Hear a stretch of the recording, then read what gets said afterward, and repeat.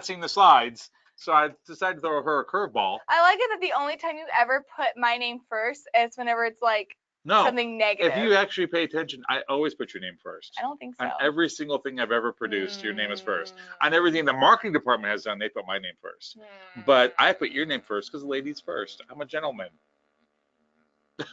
That's a weird noise, and I'm not comfortable. All right, so welcome to the Medicare Cafe. My name is Olivia. Yes, and I'm Mike. And when I say don't believe us, I'm saying, you know what? We know we preach a lot of things, but I'm going to give you market data to back. So even if you don't believe us, you got to believe the market. See that spin? Okay. Yeah. All right, I'll get on.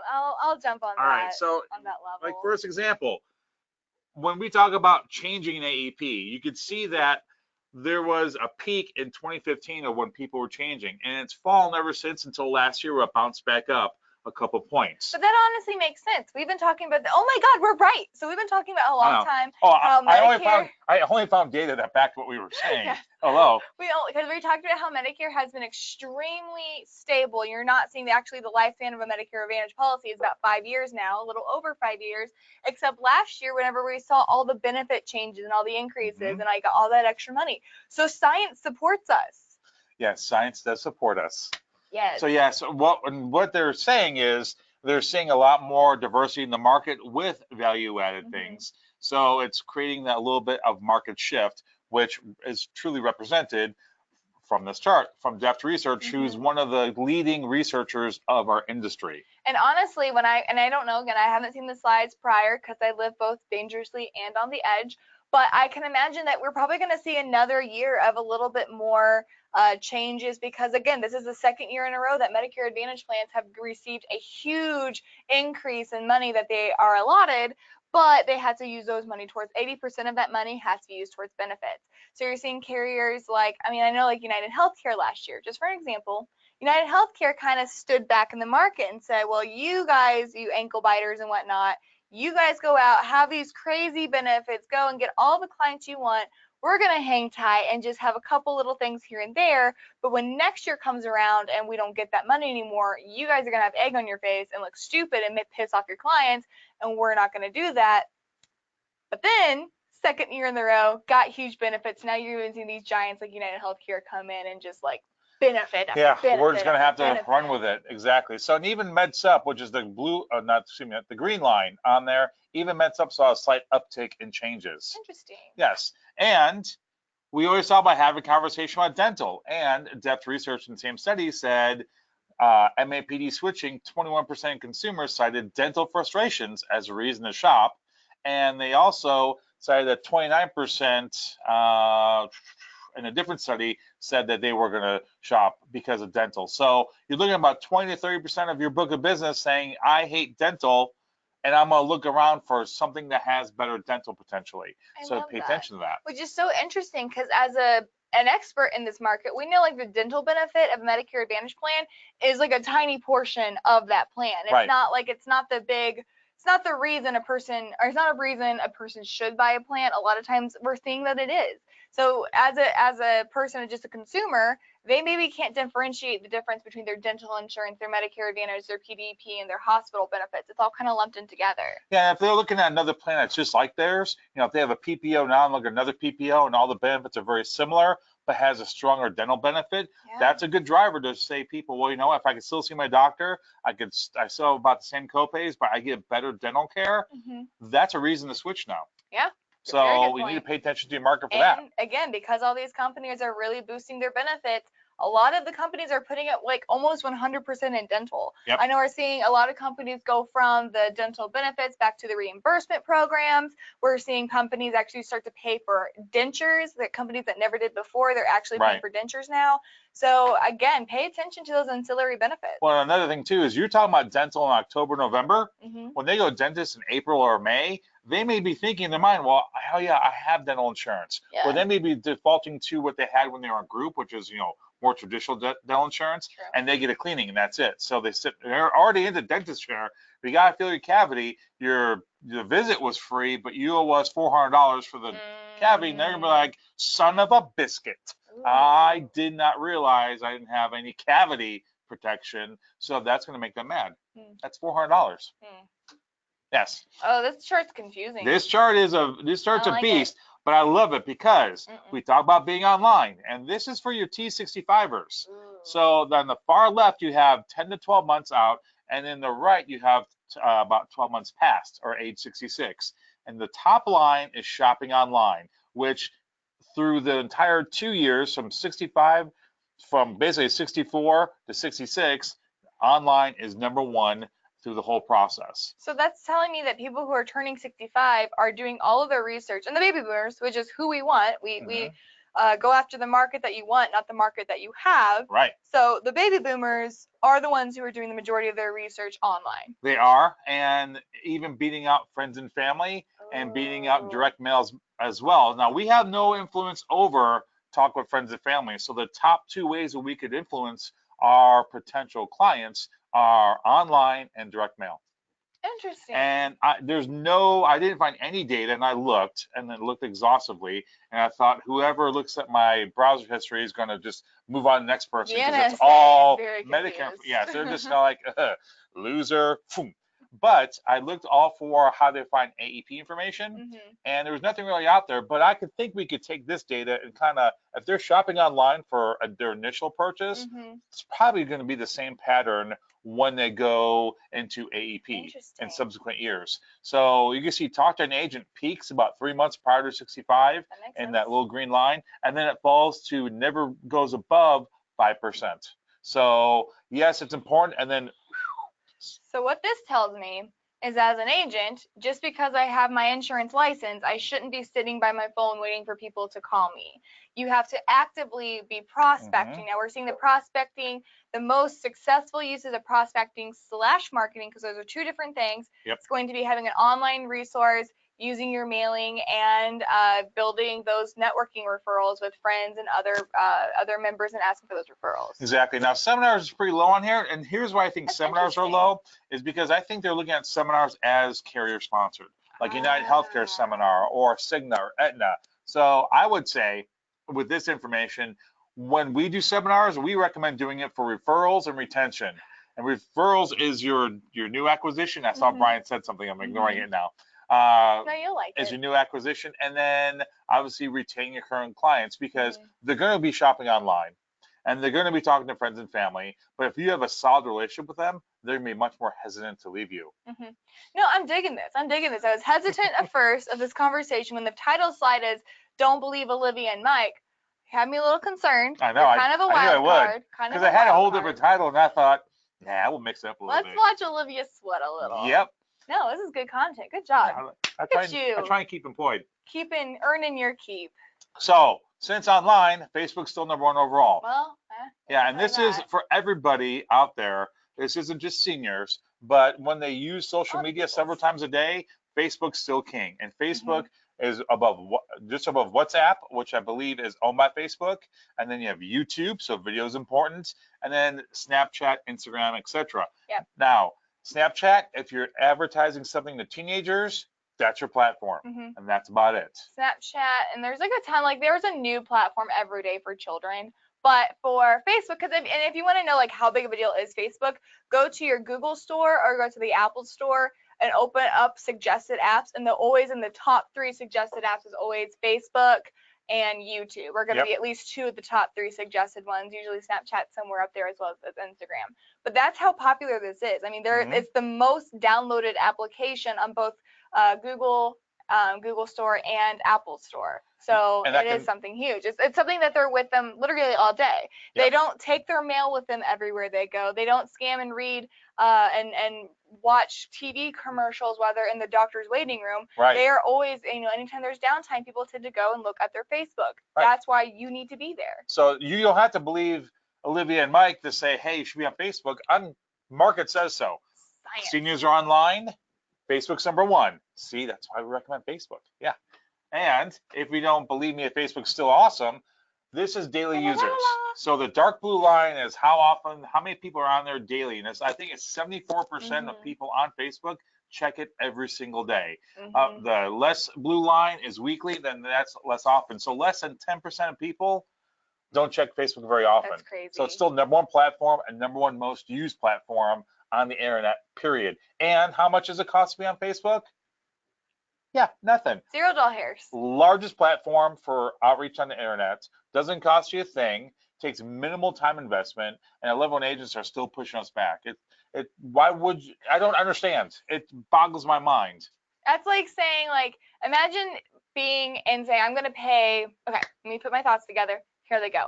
If there was a seminar or like a senior center or something like that, and you knew that out of your entire population, your entire state, 2 out of 3 seniors or 3 out of 4 seniors are going to be in that location. Right. You know that going into it. I think a lot of people would pay quite a bit of money to have a presence or have some sort of representation at that event. Right. That's what Facebook is, but Facebook is completely free, and it allows you to be creative, it allows you to have fun, and it does allow you, if you want to invest some dollars towards it, there are some ways that are very profitable ways to be able to either do Facebook leads or to boost posts in order to get engagement and likes for your Facebook page. Yep, exactly. So and the Facebook usage by age, I got numbers all over the place, as low as 40%, as high as 68%.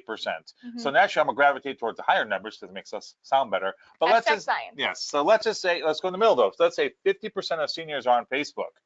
You need to be there, like Olivia said. If 50% of the seniors in your state were showing up somewhere, and you could be there for free, would you be like, nah, I'm too busy. I'm too busy to go. I really don't like think that, like, I mean, like they say 50%'s on there, but like, I know better. Yeah, well, all the Do data. you know better than science? Yeah, all the data I found was anywhere from 40 to 60%. So split it down the middle. 50% of your clients are on Facebook. And you may be thinking, well, not all my clients are on Facebook, or giving excuses. But guess what? All your prospects, half of them are on Facebook. Well, so it's kind of like, what are you going to do? Are you going to market for the people that you currently have, or market for the clients that you want? If you don't know the average or the median age of your client base, you could be looking at, and this is really horrible to say, but you could be looking at a dying business practice. If all of your unfully intended. If all of your clients, you need to know the median age of your client base. You need to know the average age of your client base. If the average age of your client base is getting up there to 78 plus years old, and maybe that's why you're seeing that none of your clients have email addresses. Maybe that's why you're seeing none of them respond to your Facebook or don't want to be on Facebook. It's because maybe your client base is aging, and kind of it's not going to end well if you keep having a higher aged group. So you want to make sure that you're marketing towards the clients that you want, meaning those baby boomers, and maybe less marketing towards the clients that you currently have. Exactly. That girl is smart. That's what Brian said. All right, some other numbers I thought was interesting. There was a big survey done of 3,500 seniors, and just some interesting points I thought. So an increase in premium saw a drop in membership. So for every 1% a carrier raised their premium, they had a 0.1% membership decline. I like that ratio. That's easy. That was interesting. That's very easy. I can remember that. 70% changed plans last AEP. They actually changed carriers. It wasn't from one plan to another. It was most of them will drop a plan and switch carriers, no problem. Yeah.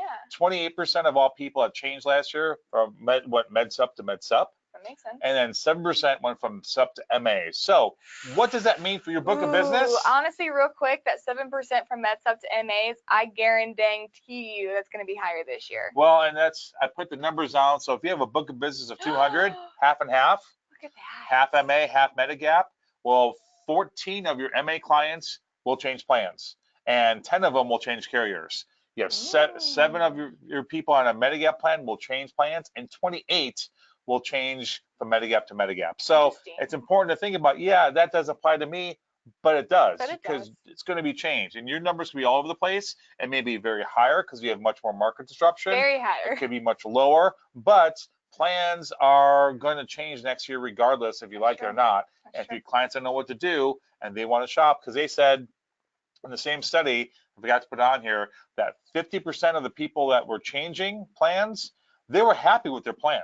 They just wanted to do their due diligence to make sure there wasn't something better out there. So even if they're shopping, even if they're happy. Yeah, because they're getting all this information thrown at them. They're going to do their due diligence. Well, I better look at that plan that I've saw 16 times on TV and 4 times on my social media feed to make sure, what's all the hype about? Is it worth looking into? So even if you think your clients are happy, that doesn't mean they're not going to shop. Oh, preach it.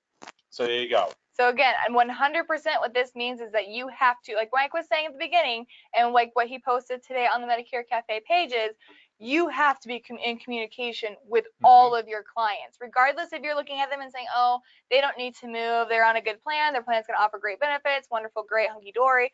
You still have to make sure that person knows that, because if you're not in communication with them, they're receiving so much communication from other people that you're going to lose your client. Yes, because familiarity equals trust, but it also breeds curiosity. So as I see something pop up more and more in front of me, I'm going to be more likely to at least look at it. And I'm guilty of doing that on my Facebook feed. If I see the same advertisement pop up for something, I'll click on it just to look. Okay, why are they spending so much money to get in front of me? I'm going to take a look and see what exactly this is all about. I'm digging that so hard. Familiarity breeds curiosity. I like the word breeds too. I think it's I know, that was really good. Thanks. I did my homework. Clearly. So I am just impressed. make sure you're online, because, like I said, 50% of the people out there on Medicare are online, and they're probably on Facebook. Have the dental conversation, because that's going to get your clients to change plans potentially. Start AP strong. I didn't see any stats for our last AEP, but I know a couple of APs ago, 85% of the people that changed plans did it within the first few weeks. So it wasn't like they waited till December 1st to say, okay, I better take care of this. They got done all the way, and they've enjoyed Halloween, Thanksgiving, and whatever holiday they celebrate. Honestly, yeah, we did this calculation. How many working days are in AEP? And taking out Thanksgiving and then Thanksgiving's little brother, Black Friday, which is interesting. Because why is it that, like, Black Friday, a day where people, like, dang near murder each other to get physical goods, literally follows the day that it's like, be thankful for what you have. Be thankful for the sales that will commence tomorrow. Like, be thankful and grateful for what you have, and then tomorrow I am going to jackknife an old lady it's to no get longer that TV. Tomorrow. It's 6 p.m. on that same day. Thursday. That's messed up. Not the point, though. Let's love our neighbors unless they get a better deal than us, and we will murder them. Elbows, Bernice. Elbows. Bernice. I love that name. That's my new senior name. But anyways, so keep that in mind as well. We always talk about how the majority of people have decided if they're going to move or change plans the first 2 weeks. So from October 1st to October 14th, the average consumer has decided if they're going to change plans or not. So you need to start early. You need to get there hard. You need to make sure all of your clients are hearing from you and your prospects one way or another.